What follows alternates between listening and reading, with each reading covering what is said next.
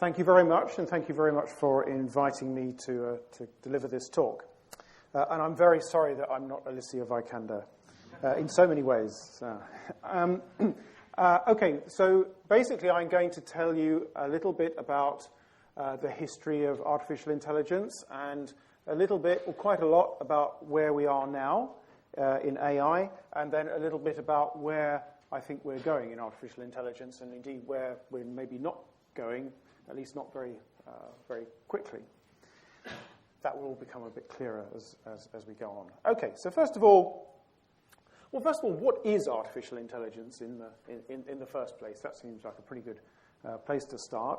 Well, there are a number of sort of standard definitions you find, and some of them are pretty circular. So quite often you see this sort of definition. Artificial intelligence is the construction of computers and robots that carry out tasks considered to require intelligence in humans.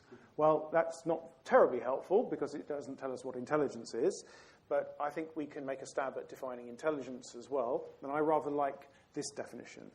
That in general, intelligence is the ability to make good decisions and attain goals in a large variety of environments.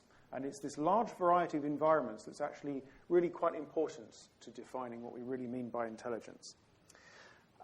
But when we think about artificial intelligence, the field that people study today, then really what we're talking about isn't necessarily building AI in the way that I just characterized. Rather, most AI today really concerns systems that are specialized, so they don't solve attain goals in a wide variety of environments. Rather, they're specialized for particular tasks, such as driving a car, as in self-driving cars, or playing chess, or maybe answering questions, or selecting what kind of products you might be interested in based on your browsing history, that kind of thing. So most AI today is rather specialized, rather than being general in that kind of way. Or, when we look at the field of AI, as it's studied and taught at a place like Imperial, then it's also about certain aspects of intelligence that can be embedded in other bits of computer programs and systems and so on. So things like perception and language and learning and so on. So there's this important distinction between specialist AI and the techniques that we might use to build specialist AI, and kind of general AI, which is the sort of thing we see in the movies. And so I want you to bear that distinction in mind, because it's quite important in understanding where we are today and where we might be going and how long it might take to get there. Okay, so here's another important little bit of history that's important. So artificial intelligence has been around for quite a while. So often its sort of inauguration is dated to the Dartmouth Conference, a conference that took place in the United States in 1956. So it's been around for a good 60 years. And over that period, it suffered a whole series of cycles of hype and disappointment. And so, for example, there was a great deal of hype about artificial intelligence in the sort of late 60s and early 70s, and people thought that we were going to be creating the kind of thing you see in the movies, before very long. But that turned out to be not the case, and then that was followed by a period of disappointment. And these things tend to be called AI winters. So that was the first AI winter. And then there was another whole period of hype that was sort of started partly by the Japanese with their so-called fifth generation project in the 1980s, and many governments, the US government and many European governments, followed Japan by investing very heavily in artificial intelligence with all kinds of grand ambitions, and none of that really kind of came to fruition and resulted in quite the things that people had promised either. So that was followed by another AI winter. So we have these sort of cycles. So we're currently in an AI spring. There's an enormous amount of hype and excitement about where AI is right now and where it might be going. And of course, the real question is it going to be followed by another AI winter, or is there maybe something different this time? Well, I do think there is something a little bit different this time, and one sign of that is the level of investment that we see from industry, not just from governments, but from industry. And here's the kind of thing that leads to this sort of investment. So here are two reports, one from 2013 and one from 2015, by very respectable financial institutions that are projecting the economic impact of AI technology over the next 10 years or so. And as you can see, it's gone up. Now, these two quotes are from the executive summaries of these reports.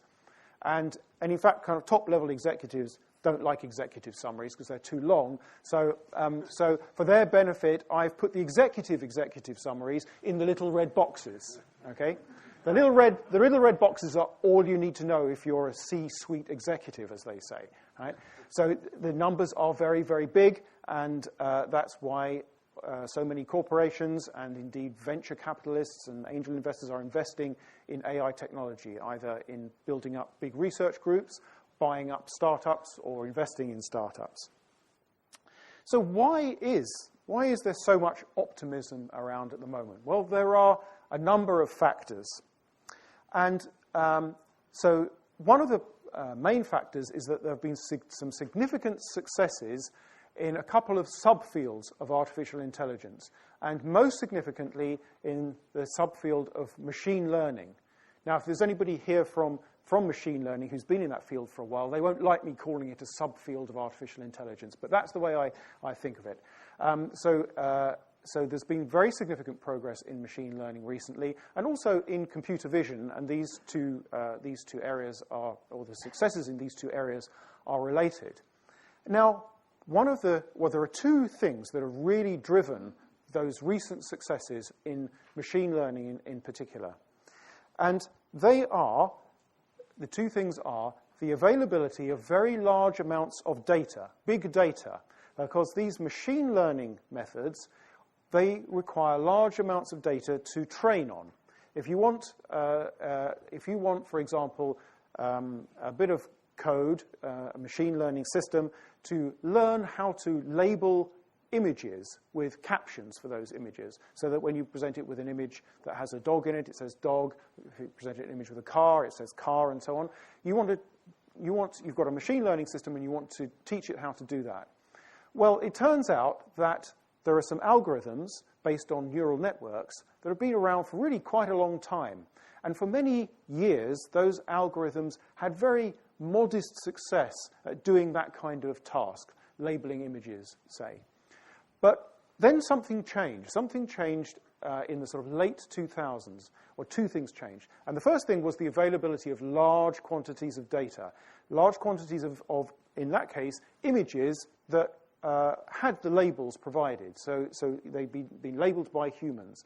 And it turns out that if you took some of those algorithms that have been around for decades, in particular an algorithm called backpropagation, you took that algorithm and you trained it rather than on just a mere 100,000 images, when it didn't do so well, but you trained it on 10 million images, then suddenly it does spectacularly well.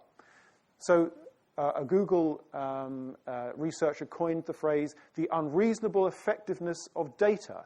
So because you might have thought that, 10,000 images, if this technique is going to work, it's going to work on 10,000 images, because that's a lot, right? But there are different sorts of a lot. And 10 million is an altogether different sort of a lot, 10 million images. And it turns out that if you have enough data, then some of these techniques that were only very modestly successful in the past turned out to be spectacularly successful. So that's one important thing, was the availability of large quantities of data, big data. The second thing was, if you've got a lot of data and you want to do all of this computing to train your networks to learn on the basis of this data, and you've got an awful lot of it, well, you don't want this process to take 100 years to train your network on all of that data. So you need a lot of computing power. And the other big change is the availability of a lot of computing power.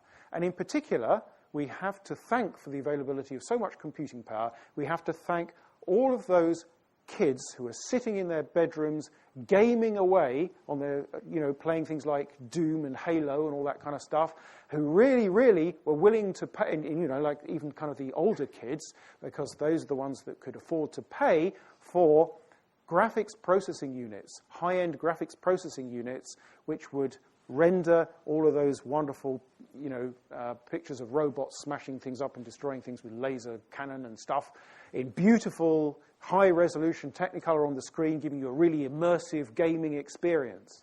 Now, millions and millions of gamers around the planet were willing to invest in higher and higher end GPUs, graphics processing units. And that meant that the companies like NVIDIA were able to develop more and more powerful graphics processing units. And then, at a certain point in sort of around the mid-2000s or early 2000s, computer scientists, hackers, noticed, not hackers who hack into bank accounts, but hackers who kind of take bits of kit and repurpose it. They noticed that you could repurpose a graphics processing unit and apply it to other kinds of computation. Not the kind of thing that renders graphics on the screen, but other sorts of things. For example, you can use it for scientific computing. You can use it to make the kind of computing that you need to predict fluid flow or something like that, where you are applying, you're simulating equations many, many, many times, the same equation many, many times over and again. So whether there are applications with an awful lot of parallelism like that, then you could repurpose these graphics processing units and you could apply them to this other sort of computing. Nothing to do with graphics at all.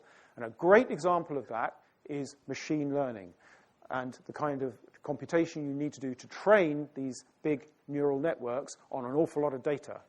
So thanks to those two advances, it became possible to suddenly apply these quite old-fashioned machine learning techniques using neural networks, and they were really, really impressively successful. Okay, so I just want to now step back a bit and mention a couple of important landmarks in AI, two important landmarks in AI, and partly because I want to contrast these two landmarks, or these two achievements. So the first one goes way back to 1997. And in 1997, a program and a bit of dedicated hardware designed by IBM called Deep Blue. But everything is deep, by the way, in AI, and this just goes to show that it's not, the depth has been around for a while in artificial intelligence. It's not a new thing, So this was Deep Blue. I blame Douglas Adams for this, because he named the computer that said the answer to life, the universe, and everything's 42. It was called Deep Thought. Ever since then, everything's got to be deep. Okay. So Deep Blue, in 1997, beat the then world chess champion, Garry Kasparov. So this was a very notable achievement in AI. And I want to say a few words about the way that's done. So the way that a computer program can play chess is basically, it searches through, and the way that Deep Blue works is that, or worked, was that it searches through a huge, great tree of possibilities, a huge, great tree of possible game futures. So if you think about any particular board position you've got right now. So we've got a particular board position, and I've got to choose a move. And there are a number of different options for those moves. So you imagine that there's a kind of number of branches off from this board configuration I have right now, one representing each of the possible moves that I could make. Now, each of those moves will lead to a new board configuration. So imagine this kind of tree structure growing out. Now, from each of those new board configurations, my opponent can make several possible moves. So you get more branches coming out, and then you get more board positions. And then it's my turn again, and then you, again, from each of these board positions, you have, again, many possible moves.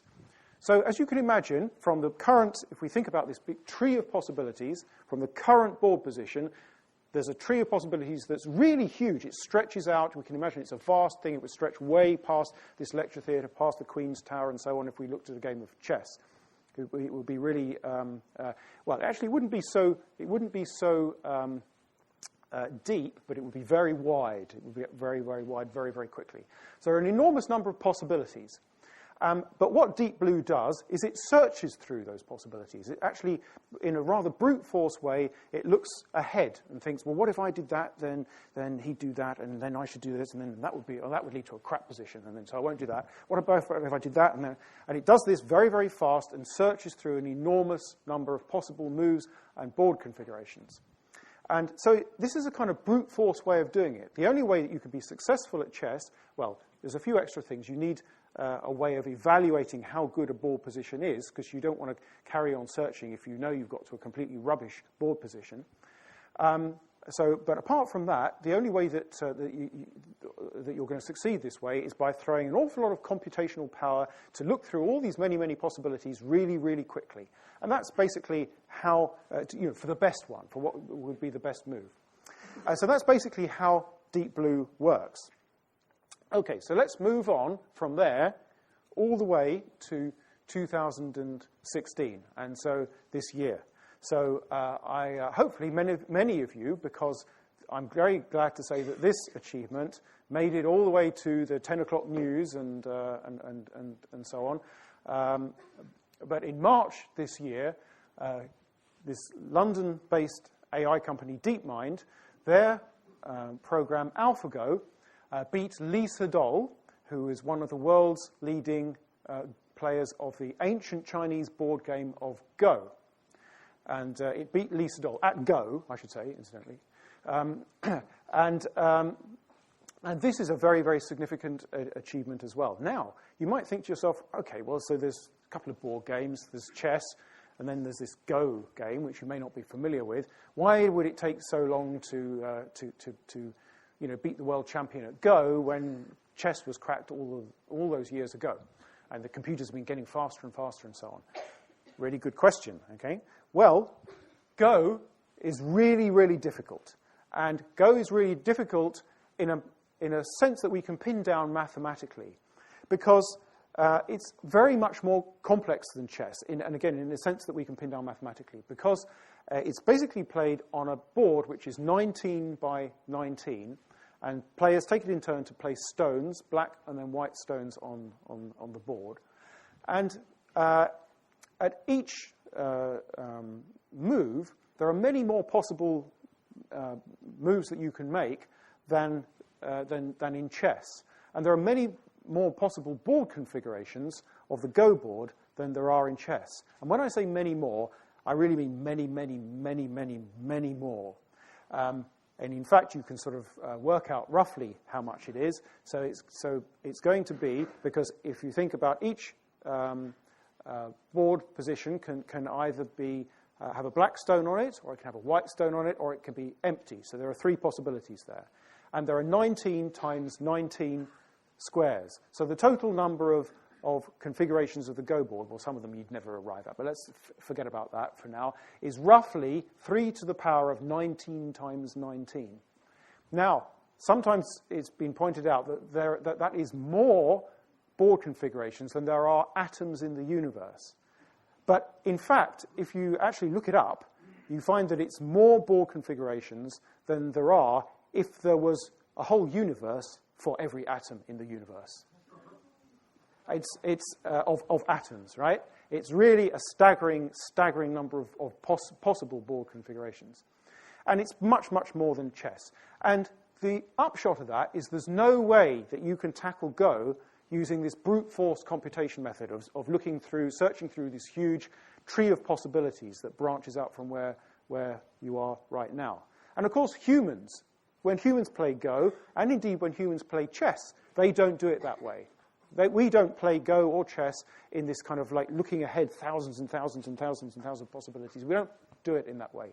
The way humans play chess or Go is by building up expertise of board patterns and understanding in a much more intuitive sense what constitutes a good board position, a good pattern, a good configuration of stones on the board, and the human will do a little bit of look ahead, a little bit of search, but really not very much. In fact, a famous chess master was once asked, how many moves ahead do you look when you're playing chess?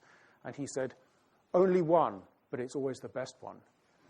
And there's a lot of wisdom in that, because a really good chess player will see very quickly, will be able to narrow it down to a very, very few possible, viable moves against a great player.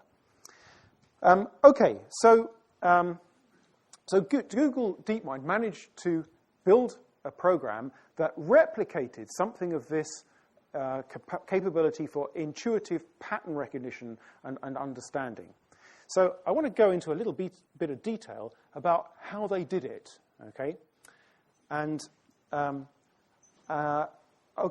the first thing that you need to understand is that they still used that kind of tree search, yeah? So that the sort of thing, when you've got a powerful computer that can search through many possibilities, that's certainly a capability that you're going to exploit in a computer program. So they still use this ability to search through many, many possibilities, search through a tree of possibilities. So here we can see a very simple kind of tree of possibilities. And it used a technique called Monte Carlo tree search, which basically means that it picked sort of random possibilities to search through. So rather than searching through every possibility, it picked a kind of random paths through the tree. But we don't need to really worry about that detail.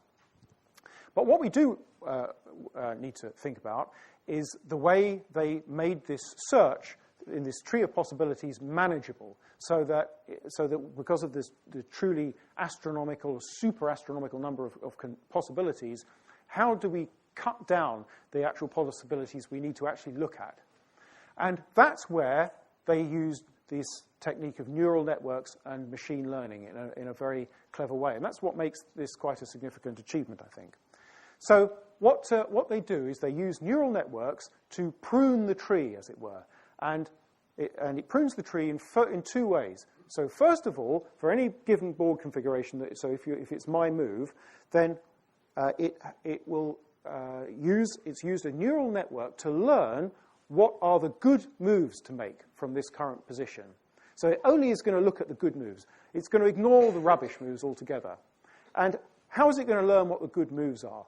Well, it learns what the good moves are because there's a huge database of Go games that are being played by experts, by Go masters. Huge database of these things. So it can learn from this big database of expert Go games. It can use that as training data, and it sees many, many examples of what an expert did in this situation, what an expert did in that, what an expert did in that situation. And neural networks are really good at generalizing from examples. So what it does is it builds up a network that learns what constitutes a good move. And then it only has to look at what are the kind of good moves. The second thing it does is it builds up another network that uses the same database to work out what is a good board position. So a board position that leads ultimately to a win. And again, it's the same kind of machine learning technique that you can use to train your neural network to learn what is a good board position. So now you've got an idea of what's a good move and what's a good board position. And that enables you to prune this tree very dramatically. You only need to look ahead to what are the good candidate moves, and then you don't need to go beyond the point where you've got good board positions. You're only going to search forward through good board positions. And that narrows down the possibilities enormously.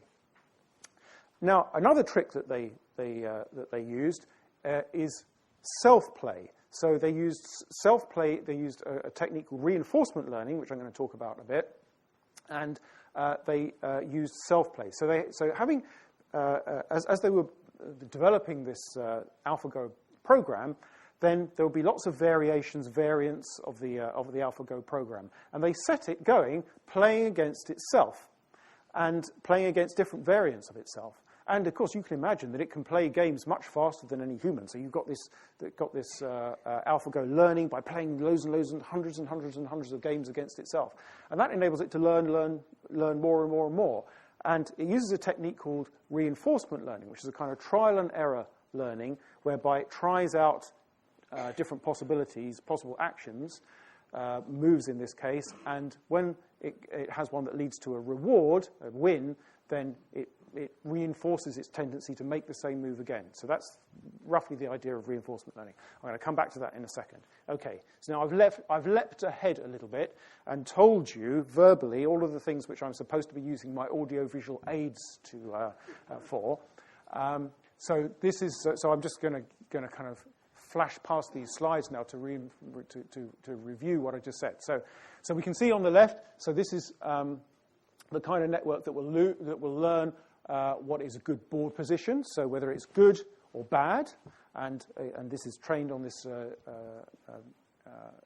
database of expert games and through self-play. And we also train a network that works out what the likely good moves are that a human expert would play in this situation. And then with the aid of these two neural networks, you can do the same kind of brute force search through possibilities, but you can prune this tree very radically, and so you're only looking at the bits of the tree that are worth looking at, basically. Okay, so that's a very significant achievement, and I'll come back to AlphaGo in a little minute and in a little bit, and talk about some of its limitations as well. But first of all, I just want to mention this technique of reinforcement learning, because I'm going to talk about that a little bit as well.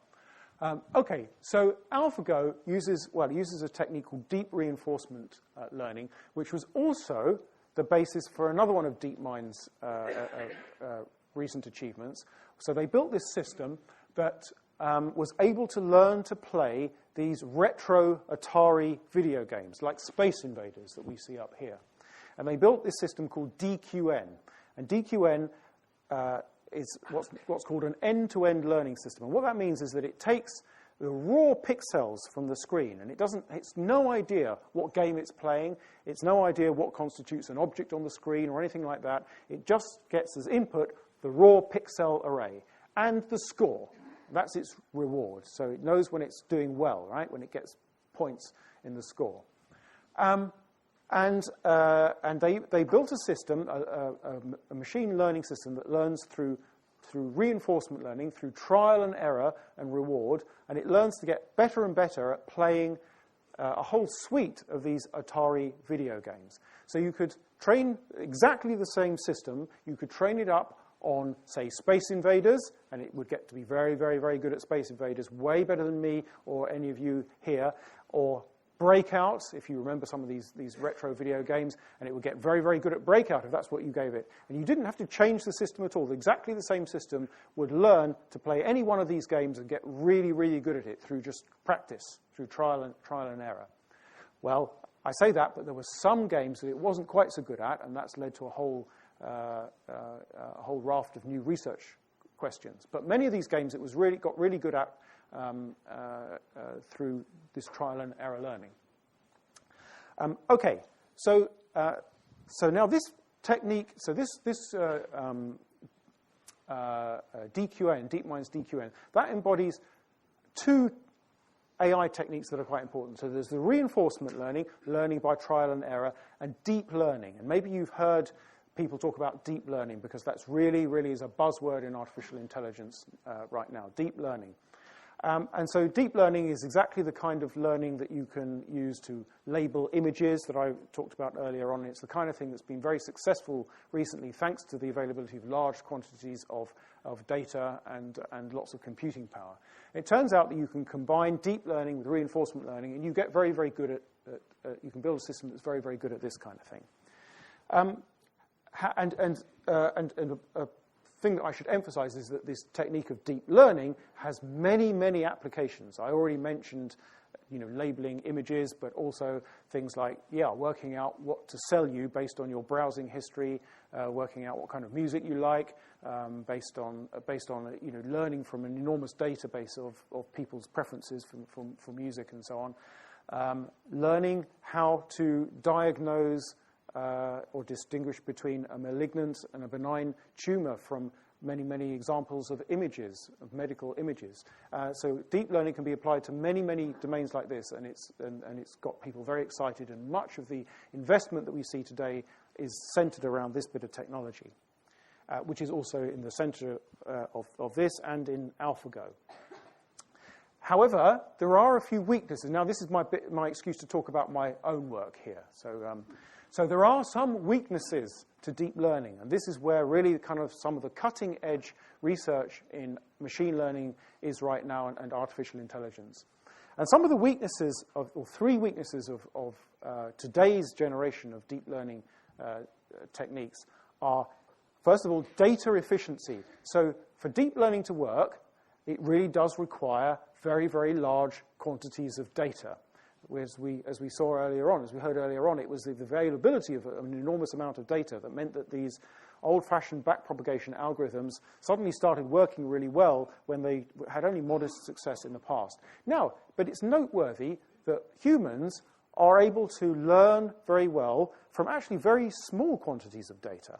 So I only need to see, a couple of tigers to know what a tiger is, but a deep learning system has to see 36,000 images of tigers to know what it is. Well, not quite, but a large number of images of tigers and other animals to be able to discriminate between them all.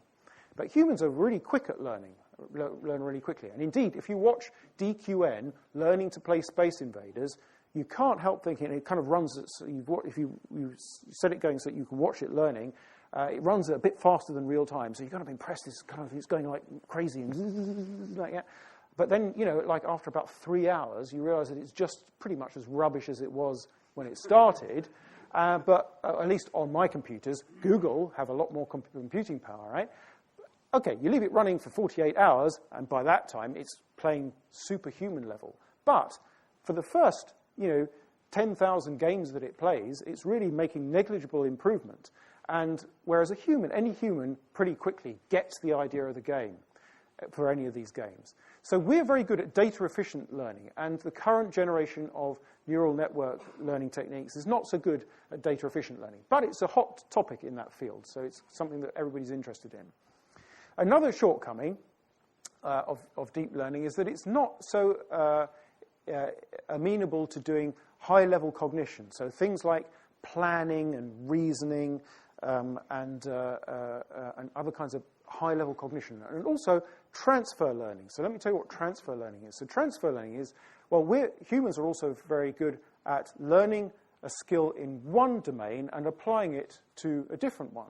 Now, here's a really simple example.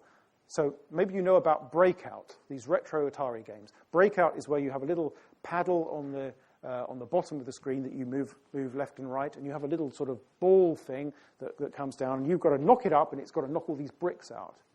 So that's Breakout. Then there's Pong. Pong is like the first ever video game where you've got two bats on the left and the right of the screen, and you've just got to try and knock the ball towards your opponent and not let it go off the screen. And you lose a point if it goes off the screen. Well, any idiot can see that there's kind of similarity between these two games. In both cases, there's this paddle thing, and you've got to try and move it in the way of the moving ball, and basically the same kind of principle. In one case, it's going up and down, and the other case, it's going along the bottom. But the generation of deep learning methods, at least that were around a couple of years ago, were not capable of transferring any kind of knowledge or skills that they'd learned from the one domain to the other. And these two are two very, very similar domains. Now, when we learn in an undergraduate setting, then we want to be able to transfer our skills in a much more radical way from one setting to another, not just in two games that even look really, really similar. So these are two of the sort of shortcomings of today's generation of deep learning methods. And the third one is transparency. So these kinds of neural network methods are rather opaque. It's very difficult to extract from a deep network the reason why it's made the decision that it's made.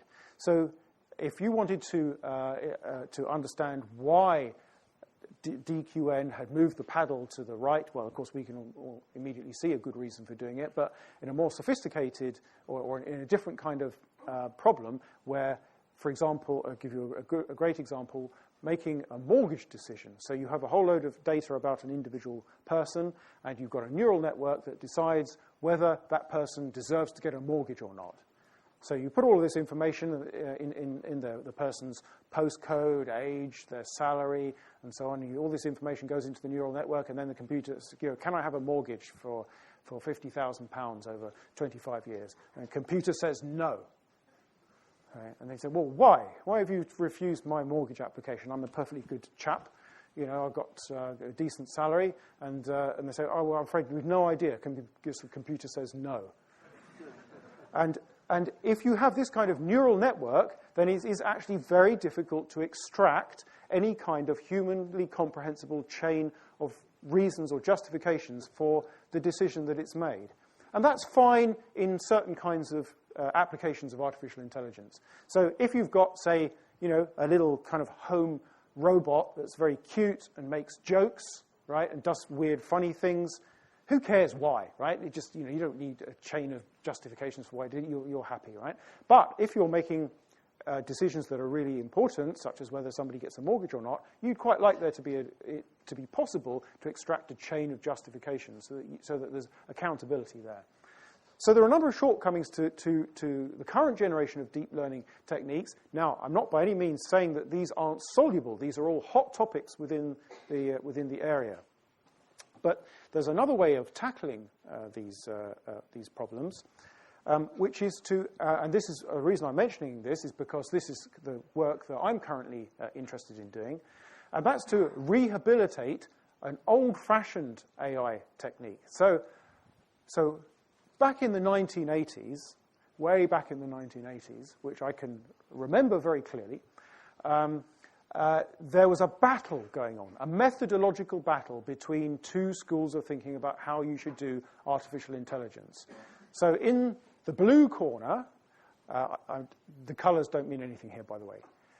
In the blue corner were the neural network guys, and they were saying, look, we should build these neural networks. They're like what we have in the brain. There's lots of parallelism. It's distributed representation. It's really cool, and that's what we should be doing. And then in the red corner, you had the symbolic AI people. And the symbolic AI people, they wanted to do AI in what's sometimes called a top-down way. They wanted to understand reasoning processes. They wanted to understand language. They wanted to build representations of the world into the computer that were kind of language-like. They were sort of sentences that described the world, and they had rules in a logical sort of language. And then the computer would do reasoning and inference with these rules. So that was one approach to AI, and then there was the neural approach to AI. And these guys hated each other. Now, it looks like, at the moment, it was certainly looking like the neural people were right, because they've been kind of pretty triumphant, so they've been very successful. The neural approach has been enormously successful in all the ways that I've just described. However, it has got these shortcomings that I've just listed, and many of those shortcomings were exactly the things where symbolic AI had its strengths. So the ability to explain, you could extract an explanation for why it did the things that it did. It was very good at high-level abstract reasoning. What was the first one? Oh yeah, data efficient learning. Well, okay. So if you do things right, you can do data efficient learning with symbolic AI as well. So the current research that I'm interested in is to have a kind of hybrid architecture. And this is a little diagram of our hybrid architecture, which I'm going to flash up for you. So this is a reinforcement learning architecture, and what you really need to know is that the box on the top, I should have a laser pointer for this, really, but never mind. So the box on the top is basically the AI, the artificial intelligent agent, the large box, and it's interacting with an environment. So say the environment of the Atari video games, and it performs actions, motor output, and it gets sensory input, which is the screen in the case of the Atari video games, and it has to decide what to do, and it also gets reward, and it has to learn through trial and error what to do. And the kind of architecture that we've been working on here is a hybrid architecture. So it has a neural backend. So that's basically learns how to turn the raw pixels or the raw data into a symbolic representation. And then it has a symbolic front end that can reason on a much higher level and learn what the right action to do is in the right circumstances. And if you use this kind of hybrid architecture, then it's looking like you might get many of the advantages of both approaches. So that's the kind of thing that we're working on at the moment. And we tried it out on some very, very simple games. So this is with my PhD student, Marta Garnello. We tried it out on some very simple games where you just have to move this cross around, and you have to avoid the circles and try and go. You move the plus around, and you avoid the circles and try and capture the crosses. And so that's a very simple version of this game. Now, the most interesting variant of this game, which is really trivial, is the one where the initial configuration is random each time. And we found that, to our great surprise, that we were able to actually beat DeepMind's DQN, or their original version of DQN, on this particular game. And we got to learn, so the one on the right is you don't look at the one on the left, because that's the one where they beat us. So what you want to look at is the one on the right where we beat them, okay? So the one on the right where we beat them is where the initial configuration of the crosses and circles is random.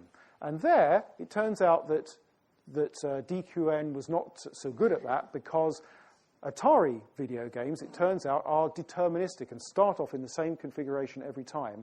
And that makes it a lot easier, basically. And so on that kind of situation, we get a considerable advantage. Anyway, it's just a toy little prototype, but we think that this maybe is sort of the way to go. Okay, so I've been talking for 45 minutes, so I'm about halfway through. So no, I'm kidding. I'm going to speed up a bit, because what I want to talk about now is where we think we might be going with artificial intelligence. So remember, right at the beginning, I characterized intelligence as the ability to achieve goals in a wide variety of environments. And most of the things that we think about as AI today are very specialist. Now we see a glimpse of generality in something like DQN, because it's capable of learning any of these Atari games that you throw at it. It's better at some than others, but it's capable of learning any of these. So that's a kind of glimpse of general intelligence in a very narrow domain. But if we want to get towards human-level AI, then we're expecting to see that generality scale up quite a lot. So, are there any arguments for why we might think that we're moving towards human-level AI? Because the press is full of this stuff, right? And that's probably why you're all here. Because you've seen Ex Machina, and you've been reading scary stories or exciting stories about how much money you can make out of this stuff. But a lot of it is going to be to do with the image that we have of human-level artificial intelligence, the kind of thing we see in the movies that we think might be around the corner. Well, how close is it really? Well, first of all, I want to consider this argument. So the one argument that it might be close is related to how much computing power is increasing over time. And what this graph shows on the right, so if you take a look at the green blobs at the top of this, so that's showing for the world's fastest supercomputer, the top supercomputer in the whole world, how fast it is in flops. So flops are floating point operations per second. And this is a logarithmic scale. So on the y-axis here, we see that each notch is 10 times the one below it, right? And because you can see this as a nice straight line, what that really means is that it's going up exponentially. So the fastest supercomputer in the world, year on year, is increasing. That's increasing exponentially. And if we extract, so right now we're at sort of about. Where are we? We're not. Well, actually, we're not far short of an exaflop. And certainly, if we project things a little bit further, then we cross the line where we have 1 exaflop of computation. And that is, if I remember correctly, this is the kind of thing which is embarrassing if you get it wrong, 10 to the 18 floating point operations per second. And 10 to the 18 floating point operations per second, 1 exaflop, is what certain people have estimated is the amount of computation you would need to simulate a human brain, right, on a computer, on a supercomputer. Now, there's an awful lot of assumptions behind that number. And the assumptions are that it takes a certain amount of computing power to simulate 1 neuron, and how many neurons there are in a human brain, and you multiply that together and so on, and how accurate you want it to be temporally, and all kinds of assumptions are built into that. But let's suppose that estimate of 1 exaflop is what you need. Let's suppose it's right. Well, that means that pretty soon, by about 2020, in principle, we'd have enough computing power to simulate an entire human brain, enough computing power. So does that mean to say that we're going to have human-level artificial intelligence around about 2020? Well, absolutely not. It doesn't mean that at all. And the reason is that, well, if you were to deliver one of these things to me, I'd really like it if you did, by the way, but if somebody here was to deliver one of these exaflop computers to my lab tomorrow, then I would have very little idea how to program it to be like a human brain. It's all very well having all the computing power, knowing how to organize all that computing power in such a way as to produce general intelligence. Well, that's another matter altogether. Now, I'm not for a second suggesting it's impossible to do that, but we don't know how. We really don't know how. And what we really need is we need to answer this question of how we can program general intelligence. And although there is this ongoing terrific advance in the available computing power, that really isn't matched by advances in software. And to put that in perspective, let's go back to good old AlphaGo. AlphaGo, an absolutely stupendous achievement by DeepMind. But let's put it in perspective. So AlphaGo really is quite clever. And it actually even exhibits a restricted kind of creativity. There's a whole lecture about that book. Some of its moves were really kind of surprised even the Go masters. And neither the Go masters nor its designers really fully understand how it managed to achieve some of the victories that it achieved. And all of these machine learning techniques that are embedded in it have wide applications. So there's been this huge amount of progress. And AlphaGo really kind of embodies that in many ways. Embodies is the wrong word, but anyway, it represents that. However, like all specialized AI, AlphaGo really isn't that clever. And the important thing is, let's compare AlphaGo to Lee Sedol. So Lee Sedol is the human champion that AlphaGo beat. Well, the amazing thing about Lee Sedol is not just that he can play Go, but that this brain that was, shaped by evolution in order to find food and shelter and so on, is capable of so many things, of learning so many things, not just of playing Go, but it's capable of learning how to hold a conversation, how to play with a child, how to cross the street, find its way from one side of Seoul in South Korea to the other, learn to get an undergraduate degree, to do maths, to do physics, to do art, so many things, to cook. Cooking is really complicated. So all of those things we humans can learn how to do, and Lee Sedol is capable of learning all of those things. AlphaGo just plays Go. It's even rubbish at noughts and crosses. You couldn't even tell it to play noughts and crosses. It was, you couldn't give it the relevant input. In fact, AlphaGo doesn't even know that there's a world out here with objects in it that kind of do interesting things. I mean, it knows nothing. It knows nothing. And in order to build human-level artificial intelligence, then we really need to build general AI, artificial general intelligence. So that's what is being chased after, really. So there are a number of things that are really missing, and I'm actually not going to go into details of this, but I often cite 3 C's that are capabilities that we don't know how to program into computers yet. And I'm not suggesting that it's impossible to do it, but we really don't know how to do these things yet. So the 3 C's I'm fond of quoting are creativity, and by which I don't mean Picasso-like creativity, but the kind of thing any child exhibits when it does something strange and interesting with a pile of toys. Common sense, the ability to understand the consequences of your actions, both the social consequences and the physical consequences of everyday actions.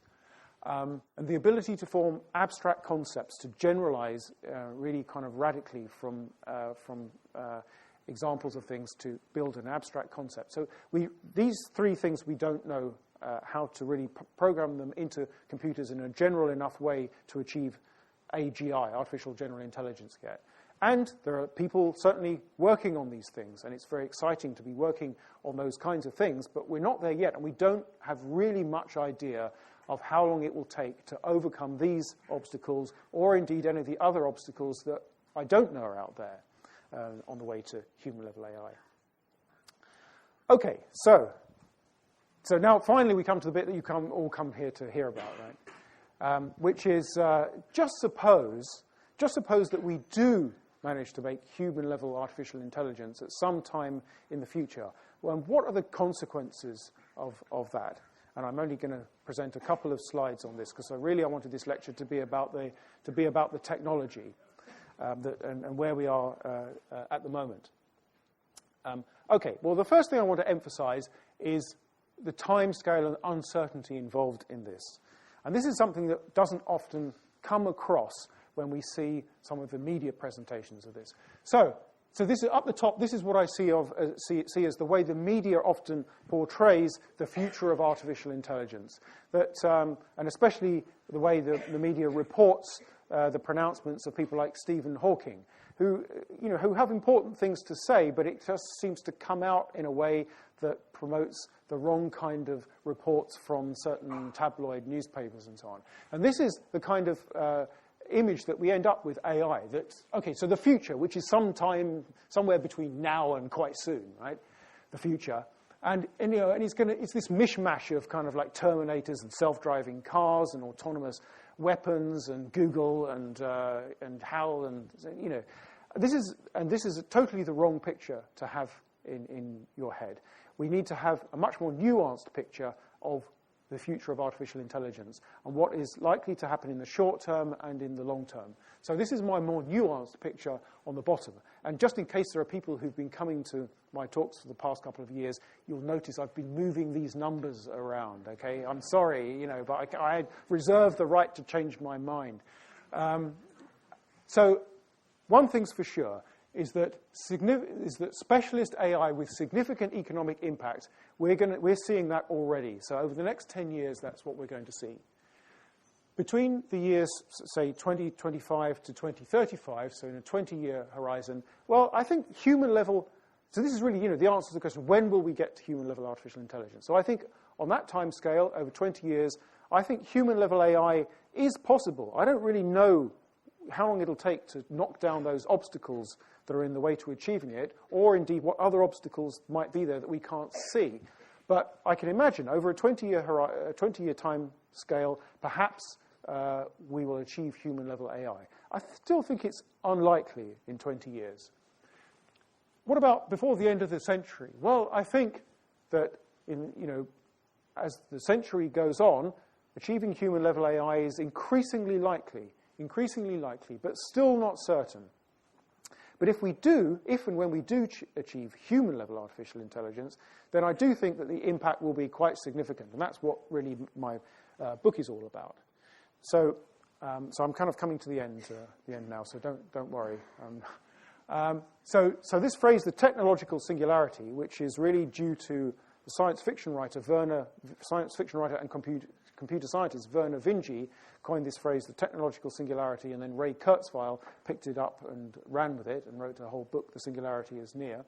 And what I mean by that term, which is close to Vinge's meaning, is a putative time in the future, we don't know if and when it will happen, when we have achieved human-level artificial intelligence, and then quite quickly afterwards we'll get super intelligence. So AI that has greater than human level intelligence. And I think that the really difficult bit is getting to human level AI. Once we get to human level AI, I think that superhuman level AI will follow quite quickly. And then the third part of my sort of definition of the technological singularity is that when this happens, the effect on humanity is going to be really quite significant, so significant that it will be almost a break in human history. And I really don't think we can see beyond that point and guess quite what the future will be like beyond the point when we create human-level AI. So I think that there is the potential for very wonderful and positive things, and all of the AI technology that I've been talking about up to now, I think, it has an enormous potential for beneficial applications to humanity in the areas of healthcare and medicine in particular. Self-driving cars are an example where enormous numbers of lives and injuries will be saved potentially by self-driving cars. So there's the potential for a great deal of benefit to humanity. In the longer term, then there is the potential for an era of unprecedented abundance and leisure and longevity, thanks to the kind of jolt to our technological progress that will be facilitated by human-level artificial intelligence. So we can think of it as potentially a huge existential opportunity, if you like. But there is also this existential risk, and many of you will have heard these pronouncements by people like Stephen Hawking and Elon Musk and so on. And those pronouncements are based on arguments by, in particular, Nick Bostrom and Eliezer Yudkowsky, who have articulated a very sophisticated and nuanced argument for why there are certain scenarios in the distant future when, if we do create human-level artificial intelligence and then superintelligence, why things might go wrong. And it's not because they would be kind of like evil, nasty sort of robot soldiers with skull faces and generally kind of crazy and greedy and want to kill us. It would be because we simply hadn't made them safe enough and they were very, very powerful. And it's very important, I think, in evaluating this concern about existential risk to understand the nuances of Nick Bostrom's argument rather than just reading press articles about this.